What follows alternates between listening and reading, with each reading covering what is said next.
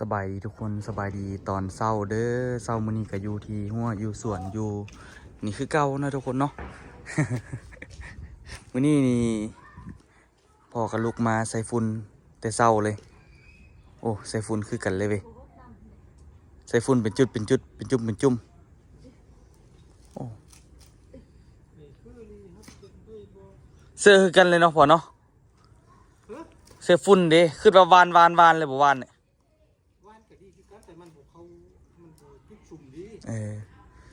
คือว่ามีแต่แม่จันเฮ็ดคือว่าแต่เทื่อคือเห็นวานแม่จันก็ใส่ฝุ่นแบบนี้แหละเนาะใส่เป็นหัวแบบนี้บ่ได้ใส่เป็นต้นเนาะอันนี้ใส่ฝุ่นเข้าไปเพิ่มสบายดีเฮ็ดมีหยังมื้อนี้นี่จะเฮ็ดแกงปลากดใส่ส้มมักกดโอ้บ่เป็นตายากแท้วะลิงฮดเบิ่งแม่อิดมาหยังวันเอิ้นหยังหันเรือต้มมาอาหารอร่อยบ่เอาไปมาหัวดำบ่จัก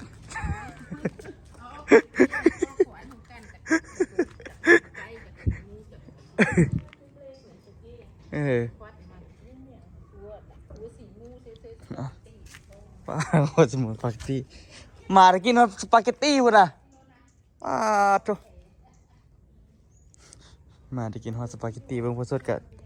ได้ลกหญ้าคือกันเนาะพ่อเนาะได้ลกหญ้าได้หยังคือกันกูโทรมาทุกคนเนาะพอดีโทรมาล่ะเมื่อคืนนี้อูคำไปดองเนาะแม่จันเขาไปงานบุญเขาเจ้าบ่มาฮอดล่ะเอาออโต้ไปมีนากับต้นตาลเอาออโต้ไปอยู่นำเมื่อคืนนี้บ่ให้จักบาทว่าซั่นตายว่าอยู่ที่แถวว่า ไปลินน้ำตัวแมวอีกตื่นมากับบ่ให้บ่ห้องอีกไปอยู่น้ำเขาไปลินน้ำตัวแมวว่าซั่นเด้เอาแถวว่าทุกคนเลยตื่นมากับบ่ให้ก็มื้อเช้านี่ล้มน้ำเขาอยู่มาจองมาแจ้งน้ำเขาอยู่บาดทุนมาแต่คนจิมาเอานี่สุดก่อนมาจะเอาไปละลืม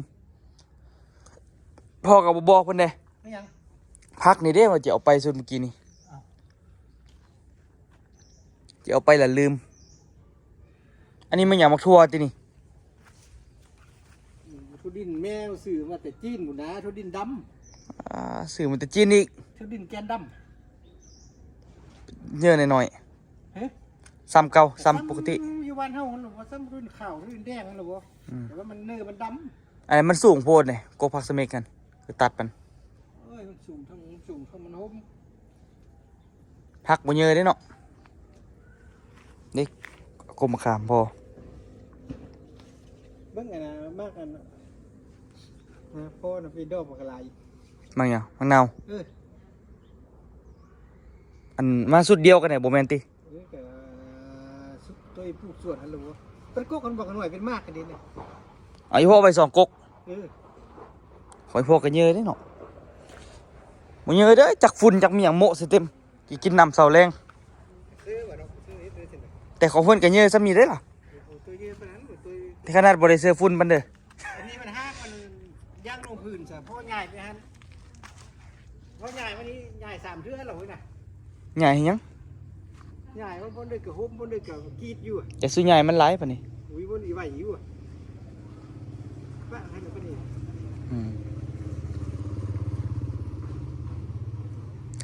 นี่ดอกไฟพอรู้สึกว่าแจ้งกว่าหลาย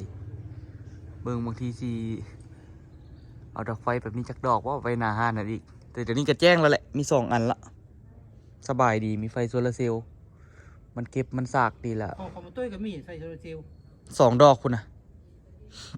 ที่หน้าบ้านวะแต่ดอกทึกๆคนซื้อนะซื้อดอกละ1,000ดอก600,000นี่แหละคอยแมวว่าไม่หลานป้ายใช่ไหมนี่ยังวะอยู่หน้าห้านนะเด้โอ้เมื่อยลกยาเนาะปลูกผักเนาะเมื่อวานนี้รู้สึกบ่สบายทุกคนรู้สึกเป็นไข้เนี่ยรู้สึกเมื่อยในนอนบ่เพียงพอเนี่ยตอนซีมาก็ออโต้วนเนี่ยโอ้ยเมื่อคืนนอนสบายแท้สบายว่ะนอนหลับแต่9 โมงเมื่อคืนนี้คักแท้คักว่ะจำเศร้าเลย7 โมงเช้ามีแห้งเอาแท้ว่าเดี๋ยวนี้ อยู่พุ่นบ่มีแฮงหลายมือเติบ เมื่อย อันนี้พักอย่างอันนี้ นี่นะโอ้ผมบออก หอม เออ บอกเพิ่นเอาพักเอาแกนมาแต่พุ่นบ่แกนเพิ่นบอกหลายๆได้กินบ่กี่ดีได้กินให้กินว่า แก้มันแต่สิเด้อ อันเราไปเอาแต่เสริมโหมีคนเอามาเฮือแล้วนะ ได้กินสุดหนึงเหรอเด้ กูเดินไม่จัน แม่จันไปเอามานำเถอะโห เราก็ยังแก้แม่ซื้อมา บ่อันนั้นเขาเอามาเฮืออ้อบ่กี่ดี กินมาสุดหนึงละลกกินเลยนะมันหลายเนาะ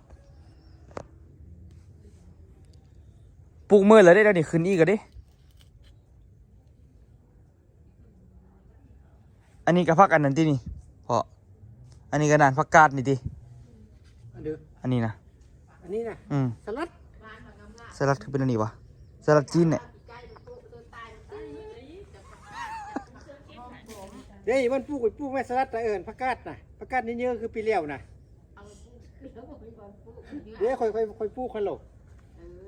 พัก เออ พักกัน ขึ้นแล้วดอก ผักกาดจีน เอ้ยผักกาดออสเตรเลียกำลังงามที่ได้ออกไป เป็นมือครอบ วันอังคารที่ออกไปสยามบุรี ไปเหยียบนี่ดิ แมน ไปนำแม่ฮัก ไปนำแม่ฮักที่ฝรั่ง มา เออ แมน เขามาเที่ยวลาว โอ้ เที่ยวลาวแล้วคือพาไป เจ้าจีไม่หยังอาหารสุด จิมหญ้า กินยาออก บอกให้เจ้าเอาสูบมือแสดงจะน้อยเป็นติดเชื้อในกระแสเลือดคือเขาเรื่องงมสูน บอกเสื้อถุงมือเสื้อจับมือ เท้าเนี่ยนี่ละอันว่าอะไรไปงมขี้ดินบ่ไปถ่ายเขามาคามก็งมมันติดเชื้อในกระแสเลือดมันขาวนำเล็บมือนะเอาทงมือเสื้อไปแล้วก็ ต้มตาช้างตำเหมือนเนาะ เขาบอกมีภูมิต้านทานแล้วมันขาวมาแล้วเขาเอ็ดงุ่มพันงุ่มนี้แล้วมันขาวนำเล็บมือเขา อืม มันแห้งมันเสียตายเนาะ เวียนเลยเนาะ มีเงินเงินเสียไปบ้าง อืมเดี๋ยวใครอยุ่ยแม่มีเงิน บ่มีแม่บ่มีไปขอน้ำบ่เตยก็เอ้ยไปแล้ววะมาก่อนบ่มันเป็นมาแล้วจะว่าบ่มีก็มีจะว่าบ่มีได้ยามเขาขอ สาเก เขาขอเลย สาเก ตัวเองแล้วผู้ใหญ่ มีก็มีเลยเนาะ ยังได้ช้อปปิ้งพักเนาะทุกคนเนาะนี่ เล่ปักบัวได้ในเดียวพักอันนี้กินซื้อมือปองน้ำ มีโอกาสเยอะเลย มึงเด็มีโอกาส กินแต่นั่นนี่ ก กระปุกลายสุ่มเลยเอ้ย ระสองอันนี้มันทันโฮม หมดสิแต่ใครบ่มีโอกาสใหญ่เลยทุกคน กินทุกมื้อ พูกสะพีตึ้งก็ดี มันออกมาใหม่ นี่เด้นี่ยินนี่ลา ทุบไปแม่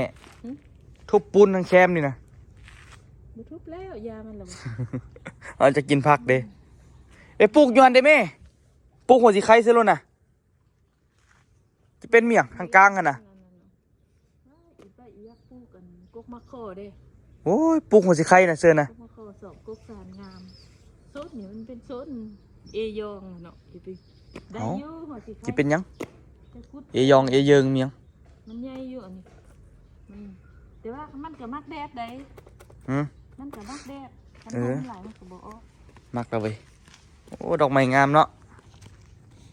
แต่ดอกเกียนี่เหรอเป็นข้ามันอยากเอาลงกี่ดินนี่ดอกเกียน้อย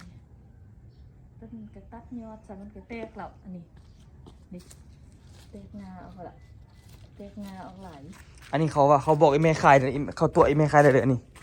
เดี๋ยวตัวได้ เขาบอกเขาว่าเด้อ คัดเฮาทับบ่เอาไปใส่จานไปยัง เขาว่าเด้อละเอาไรยุง มันไรยุง งาน หอมเลยวะ หอม บ่หอมคัดเฮาทับ หอมคือวิกเนาะ เฮาทับสามารถทาแค้นได้คือไดโอเนาะ โอ้ยโลชั่นก็มีแม่เอ้ย ก็คือยาที่สยุงเพิ่นล่ะบ่ อีกระเซอีกระเซโอ้ยได้กินปลากดก็ได้กินปลากดเก่านั่นนี่แล้ว วันนี้อ่ะงาบอยู่เหรอวะ เมื่อจะเนี่ยเมื่อวันนี้สดอยุ่สินะคันอางาบนะ วันนี้งามอยู่เลยถือน้ำปลาขอมาขายอยู่นาคลินิก บ่มีเมนูอื่นนี่แหละ เดี๋ยวปลาเคือน ป้าน้องเขาตี หูแล้วป้าหน่องเขาก็เลี้ยงเนี่ยปรากฏ โอ้ไก่วันเลี้ยงเงี้ยบอกดี ปลาเด็กปลาแล้วเนี่ยตัวเดี๋ยวนี้จะได้ซื้อเพิ่นกินเรา แม่ก็เลี้ยงไงแม่เลี้ยงปลานิ่นแม่เลี้ยงเสือบอลเดี๋ยวกินหย่อนก็ เลี้ยงสบอสิเด้อ เอาดินบอกมาออมๆแล้วก็เอาพายางเสื้อแล้วก็เลี้ยงแล้วบ่ เอาว่าเอาอันนั้นหันมาตัดอยู่น่ะอันเป่าน้ำมันน่ะเรื่องหันบ่คล้องตัดมาตัด ให้หยัง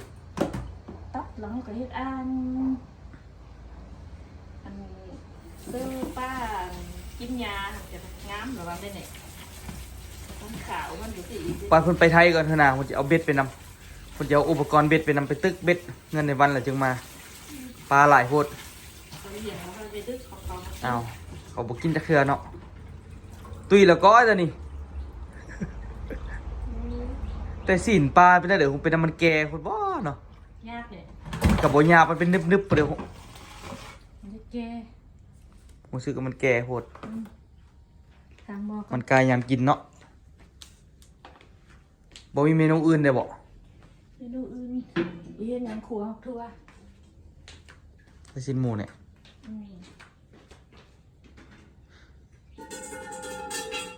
แกงปลากดเด้อทุกคนเด้อ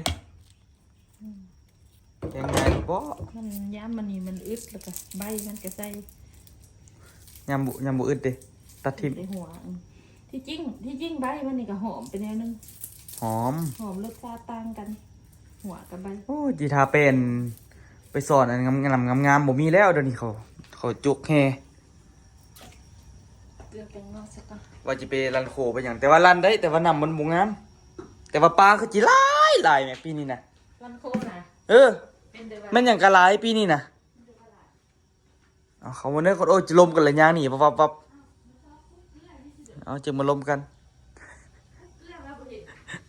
ซอปุกเกลือนี่เด้ปุกเกลือแค่นี้เด้ปลาหลายอย่างหัวปีนี้เขาเฮ็ดหนักปีนี้เขากวดสอบเจ้าเมืองกับขี้เหือเลาะตลอด เขาเบอร์ไปยิงปลา เขากันเบอร์คนซอดนะเดี๋ยวนี้ปลาปักไอ้ลายปลาหลังน้ำนะปลาหลังน้ำตัวนี้เพิ่นไปดำสุดเมื่อกี้ตอนนำเสือนะปลาลายเทลายปะ ไปซักมันก็จิบเท่าไรล่ะ บ่จิบว่ะบ่ถึงงึดเถอะคนก็ได้ จิบโอ้ตอนนั้น บ่จิบบ่ค่อยจิบหายปานเด้อแต่ว่ายังมีอยู่เด้ มันก็บ่หลาย ก็บ่หลายแต่ว่าปีนี้นี่ปลาถูดำไปแจ้ได้ก็ได้เพิ่นจับปลาบ่เคยได้ก็ยังจับได้เพราะว่ามันหลายหั่นนะ ที่นำหลายอยู่บน ให้แม่ไปเป็นร้านโคปีนี้เห็นว่าต้องได้หลายแหละ เวลาสิเดินไป เอ้า ปีมื้อนี่เขาไอ้หมดก็สิไปลินพุ่นแม่บ่ไป ว่าซื้อๆหุ่มมีอีกเกิดนะ ว่าเราเว้าแท้ก็ โอเคก็เคยไปนะพี่มือแม่เป็นดินวังเวียง โอ้ยไปหยังได้บางเวียงฮะ สูงมาเป็นดินวังเวียงเนาะปาก ไปส่งเรามาอยู่เสือเดี๋ยวนี้ มายามยังบ่ทันมาเทื่อคันว่าไปเราสิอันนั้นไปเราสิบอกสิ ไปเอิ้นหยังเด้หนาวบ่หนาวแม่เอ้ย ไปสิเลิกกันหนาวคือกันแล้วเนาะอย่าง นอนอยู่เฮือนบ่หนาว ก็มีแต่ไปก็ไปหลายก็พัดว่าบ่อยากไปก็ ไปลองซ่านได้แม่ไปยามได้แม่จักบาทนะ ยืม กับการแล้วหลัง ส่งกันเดินมาเทื่อนึงสินะมันก็อยากจะไปนำ หลังปีมื้อกับไปลินพุ่นเอ้ยส่วนไอ้ส่งไปลินพุ่นว่ามันมอดีกว่าไปหงสาวก็คันว่าอยากไปหาธรรมศาสตร์เอาแท้ก็ ใส่เลยเนี่ย หงสามันไกลเดี๋ยวนี้ธรรมศาสตร์บ่คือเก่าแล้ว ปลาหนอกเขาแทนในตัว น้องบ่ใช่เขาสิใส่ขี้ออก เขายานเขาเห็นไขมันอันนั้นหลายเนาะ งึดแล้วแม่อยู่เวียงมีปลาเขื่อนน่ะ ปลาอ่างน้ำหู เขาเลี้ยงปลาอยู่มออ่างน้ำหุ่มสิติพุ่นน่ะมึงไขมันน่ะนะ อัน นนี้มันไข่เด้นี่ เสือใคร เด้ ใครเท่าหรอวะ ยานเขาเอาอันนี้ออกกูเบิดใส่มันจีขม ส่วนสิได้กินทุกคนเนาะเมนูบ้านๆเมนูง่ายๆแต่อยู่พี่ค่ะอยู่เฮือนนี่ก็มักป่าเลยทุกคน ป้าอันนี้ก็ มักป่ามากก่อ ไข่ ฮะ ไข่โลน เสือใคร ป้าเลี้ยงแท้ๆนี่ป็น เลี้ยง เนาะ เป็นจิบุเลี้ยงดิ อันนี้อันนี้หลายๆแล้วแม่นโลด คือเขาตัวปลาเคือนหนองไอ้วันนี่บอกไอ้ร้ายปลานี่นะแต่มันก็แซ่บไปหนิดนึง แซ่บมัน ปลานิ่นนี่เพิ่นว่าปลานิ่นกระสังกับปลานิ่นธรรมชาตินะเพิ่นว่าปลานิ่นกระสังแซ่บกว่าเด้ แซ่บ ฮะมันนัวแม่ มึงนี่ได้ใส่มื้อละ ปลานิ่นธรรมชาติคันมือมันก็นัวอยู่แต่ว่าสีนกับอันน่ะเนื้อมันต่างกันเลยได้แม่เพิ่นว่าปลานิ่นกระสังนี่แซ่บกว่า มันก็แซ่บคันอยู่บนน้ำดี แต่ว่าน่ะโตปลานิ่นน่ะนาเคลื่อนแล้วมันขี้ขนาดแม่เขาเฮ็ดอันในแกงเพียเลยนะเขาเอาขี่มาฮ้อนกันเอาน้ำเฮ็ดคือเอาบี้มันเลยนะแม่ มัน แกงเพี้ย ปลานิ่นธรรมชาติดิ อืม แต่แซ่บกว่าขมอมลอมในอยนึงก็ มันก็แซ่บอยู่ ไปเสียนะทาเปิดปั๊มน้ำมันอย่าไปลินเนาะ เออ บ่ได้ไปแล้ว บ่ได้ไปสำหรับเนาะ เออ บ่ได้เปิดจัก แต่ว่ามีโอกาสว่าบ่ได้เด้คันยืมเงินธนาคารใด ไปยืมตึงละ ยืมแล้วเพิ่นน่ะบ่ยืมบ่ได้เศรษฐกิจนั่นนี่ แม่นเหรอ ชีวิตนั่นนี่นะ คันหาทุกคนใดกะว่าหาซ้ำนี้เฮาใดซ้ำนี้เฮาใจคนใดก็ยืมเป็น ยืมแล้วนะ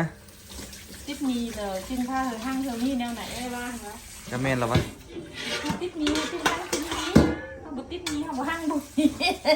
บางคนก็ยาว่าอย่าไปยืมเงินธนาคาร โอ้บ่ยืมบ่ได้ คันยืมหรือธุรกิจเป็นยัง เฮาบ่มีต้นทุนเฮาอยากได้ทุนเพื่อมาสร้างธุรกิจคันเพิ่นมีเงินจัก3ตื่อ4ตื่อน่ะเพิ่นว่ามีโอกาสรวยสูง ก็แม่นแท้ล่ะว่า3ปี4ปีว่า ก็ยังว่ามีโอกาสรวยสูงก็ยังว่า นี่มี แต่คันว่าบ่มีเงินปานนั้นหั่นน่ะโอกาสรวยน่ะก็หายาก ก็ ถือว่ามีโอกาสซื่อๆได้บ่ฮู้ว่าจิรวยแท้บ่เสีย3 4ตื่อน่ะ ลงทุนบ่ถึก 4ตือบ่ได้ยากเลย ลงทุนบ่ถึกทางนี่ก็เบิดคือกันก็ อันน่ะ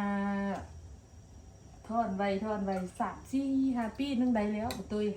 ถอนบ่ได้ดอกแม่มันหาเงินมีแต่จะเฮ็ดนั่นเฮ็ดนี้ อืม แต่ก็มันก็เป็นธุรกิจล่ะที่ว่าเพิ่นสร้างมาก็ได้ อืม เพิ่นบ่ได้เสียเงินฟุ่มเฟือยที่เฮ็ดมาที่สร้างมาก็เป็นธุรกิจหมด อุ้ยอันดูดัน แต่ยานจุดหนึ่งอยู่ยานจุดหนึ่งบ่มีเงินให้เขาจะเฮ็ดได้เด้อ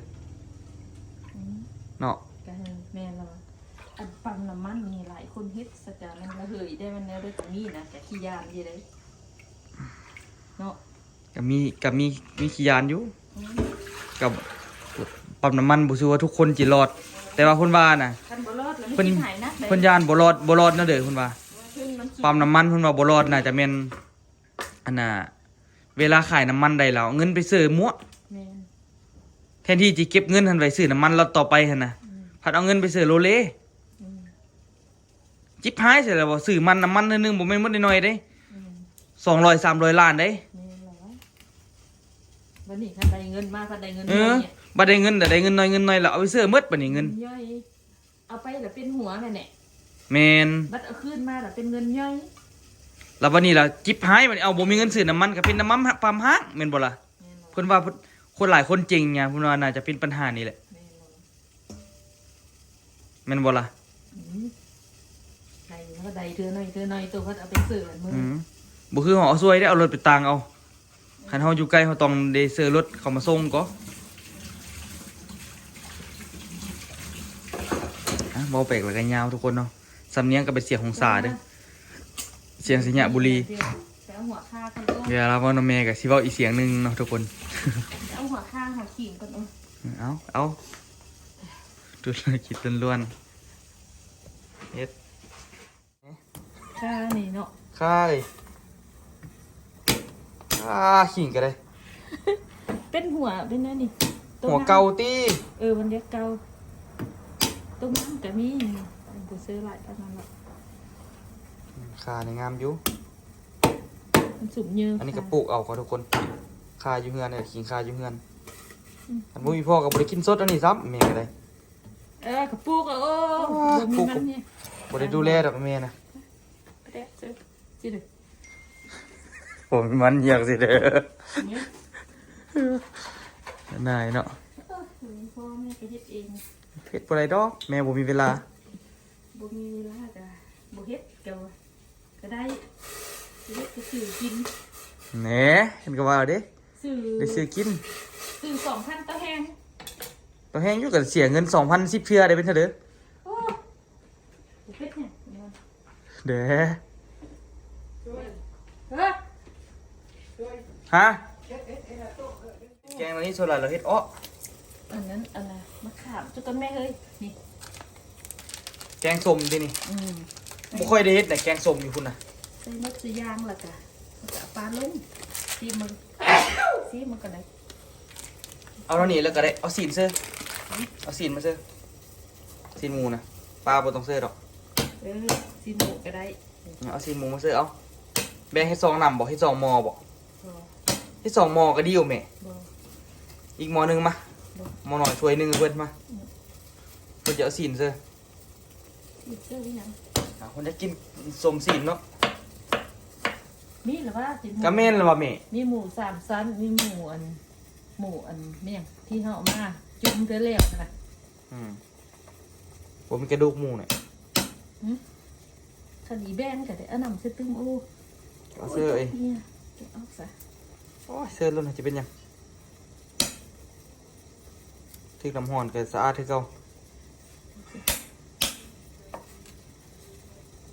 นี่โอ้ครบเสร็จเลย กูได้มันเป็นเนื้ออันนำเสื้อตึ้มก็โอ้ขันอีหมูแบนขันอีแบนเลยแซ่บหลังบ่ทันได้เอาปลาลงเถอะ แซ่บปะเฮ้ยแซ่บสิละ แซ่บเป็นนี้ แซ่บเป็นนัวตีแซ่บเป็นนัวแท้มีสินงัวหน่อยไหมสินงัว ก็มีซื้อ เสื้อเกือบบุทันทาย กันดีเด้ ตุ้มยืนตุ้มจะกินจนหนัก อันนี้ก็เสื้อเลยนี่เนาะเอาเปิดเท่าไหร่ เกิดแล้วเสื้อลำเสื้อมันคือ สีนี่อันนี้พุ่นเห็นอยู่ตู้เย็นตะกี้พุ่นอ่ะตั้งแต่สมัยเดี๋ยวพุ่นนี่นะ มือเฮ็ดอันละเนี่ย แข็งโป๊ะ จีนค่ะนะ บอกพุ่นเห็นอยู่ตู้เย็นถึงแล้วก่อนนี่นะก่อน กินหัวแพงก่อนอันนี้มือจุ่มจีน จุ่มจีนกับจุ่มจีน เกิดเป็นเนี้ยเป็นเดือนก็ได้ ก็ได้ก็จิตว่าอย่างว่าแต่หึงแล้ว ประมาณนี้ ก็บ่หึงเอาบ่หึงก็บ่หึง เกิดเป็นที่เนี่ยเนาะ กินละลายเด้อข้าวกินละเด้อ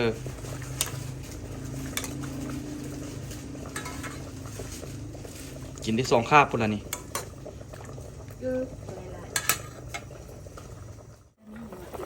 หลายแกงสิพี่ชัยอีก ๆใครแท้ บ่คือติ แกงอะไรนั่น แกงหยังแกงส้มเอ้ย ส้มเนี่ยก็ ต้มย ต้มยำน่ะเซ่เลย ำบ่เซ่อบ่จิไปเซ่อ เป็นแท้ปึ๊บ จงพุ่นเด้อ ก็หลาย พอแล้ว ๆกินบวขาวอันนี้เอาเสื้อแล้วออกเตาแก๊สนี่มันห่อนหลายเฮ็ดมักเผ็ด ได้แล้วบ่หั่น เฮ็ด ปะ มัก มันยวบหลายบ่แซ่บพักนะ เฮ็ดมักเผ็ดป่นเฮ็ดมักเผ็ดป่นแล้วก็ ที่นี่ก็บ่ละลายจักเทื่อ จำปลา กินนี้ถ้าจึงอ้วน จำปลาใส่กับอันนั้นเอ้า ช่วงบุได้กินไวเตานะเดี๋ยวไปกินข้าวทุกคน แยกเตาละ บอกFC กินข้าวนำกัน ไอ้ล้มนี่จะถึงมา จะดีแล้วลงนะ ล้มจะเทิงลุ่มมาแนวกับด้วยขมับว่าเบิ่ง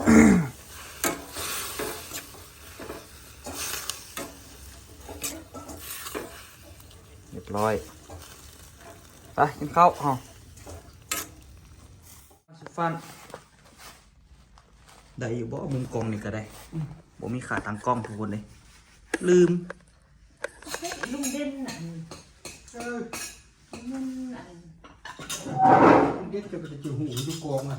อยู่ โอ้อันใหญ่มาเสื้อใหญ่มาเสื้อนะ เอาทำไมยังไรแทะบวมก็ได้ ใหญ่มาเสื้อถุงยาง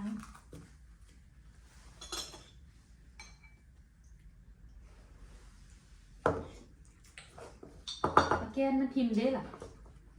ช่วงไหนละเขาจะหมูเจียวมะกอก เห็นก็ควายคุมน้อง ไปบุญหลอกก่อน เอ้ย โอ้มาเสื้อใหญ่ค่ะป้าครับ เฮ้ย ซ้ำป้าให้เจอมันจะแจ้งป้าต้องให้เจ้านี้นะ มันคำนวณทุกกลางอ่ะ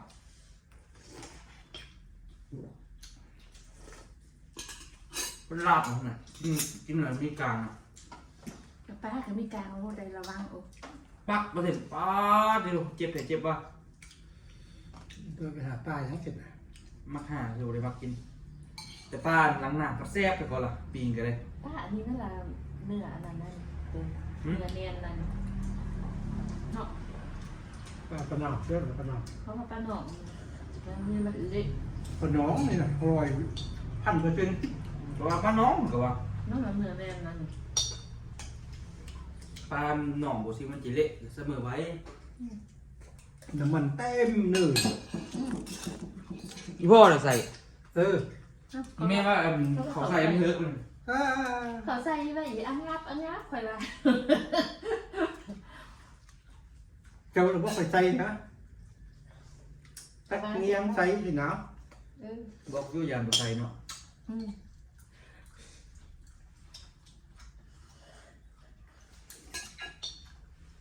เป็นประเทศนั่นอยู่ ก็มาเ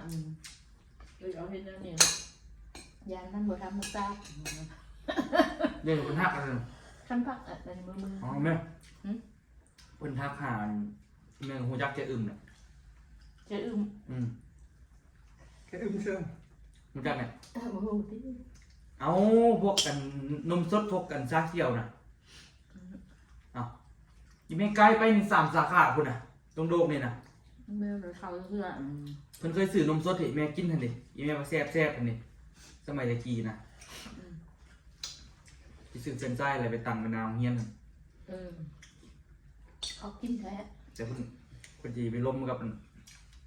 หนองติ๊กไปก่อน เขาเป็นกระตุกนะ นี่คือทุกทุก ยืดทั้งกันนะป้าใหม่นะเนาะนั่นแหละ ตาไม่จะเคลือกระทั่งนั้นแหละฝากนั่นแหละ2 ห่านพุ่นแถวนั้นนะ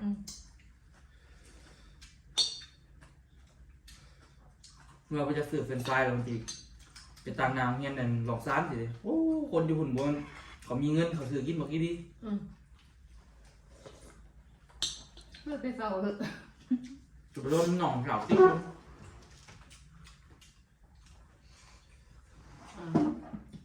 ปั้นอะไรก็รถนะ จานเขาขาย บุจาน ยู คน พีเขากระจางเรื่อง คนลินมวยอันปั้นกันรถนะ ปันผล ปั้นคนกันรถนะคนลินนะลินมวยจางผมไปเฮ็ดดอกไม่นี่นะ มึงเขาหูแนวทางเพราะว่าออกค่ะเองฉันจะต้องเซ็นสัญญาเลย สมมุติเราปั้นพ่นนี่แล้วมันเขาก็ยังมีโอกาสได้หลายขึ้นนี่นะ ปันผลกา ปัน3 โอกาสหลายๆกับนี้โอกาสไหนกับนี้ข้ามมันจะขายโอกาสใดไหน นั่น ถ้าขายอยู่ก็หลายๆหรือว่าเงินเดือนนี่ได้หลายอยู่ได้แต่ได้เท่านั้น ก็เคยเงินเดือนสูงอ่ะอันนี้ มันจะสูง คือป้ามันได้ขายอยู่ แต่ขนาดเงียนกับ แต่ไปอยู่ผลมันหนาวอ่ะ โอ้ยเนี่ยสวยกับหอนคือกันนั่นแหละอยู่สึกกับเป็นตอนเสาร์กับหนาวแล้วบ่เนาะตอนสวดมาบุ้งไหม เราเงียบเจ้าเขาเดือดสัก15ว่าเดียวนี่ 15,000 20,000จะไปของเจ้อื่นนี่ต้องเศร้าก่อนเศร้าเขาส่องก่อน บ้านนอกเขาว่า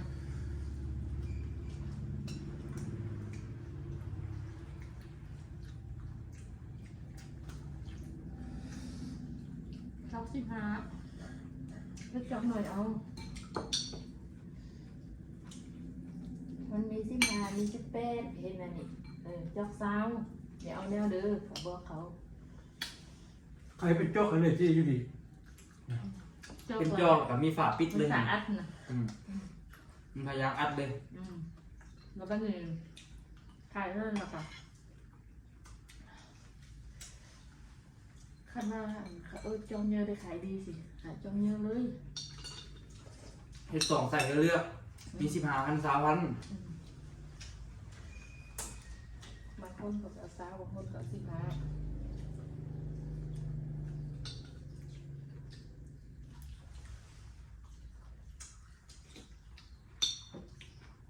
ครับเนาะ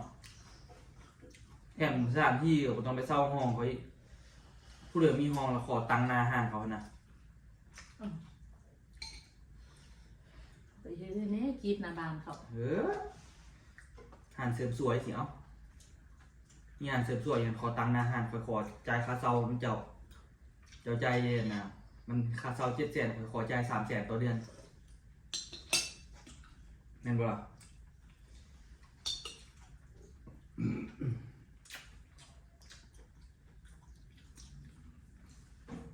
จะให้ไปช่วงพักแรมอยู่วะเนาะ น้องเพื่อนกับคนทั่วไปกิน เนาะ แหล่งกับขายเห็นนะ ขายอยู่ อีติ๊กขาย น้องติ๊กขายบ่ได้ดอกหลายแนวการเฮ็ด YouTube แล้วขายบ่ได้ดอกเดี๋ยวเจอกันคลิปหน้าทุกคนเด้อ เดินอีใช้หลานหน้าเดินอีเนาะสีนั่งเนาะอันนี้เนาะ มักตานก็ยังเว้าอีอันนี้อยู่ ก็อีนั่นเลยเนาะไทยดังเดิม ได้เรื่องทุกคนนะครับว่า2คาบหรือคาบเดียวสำหรับนี่พอกินน้ำดิ กินละกินพักไปสิ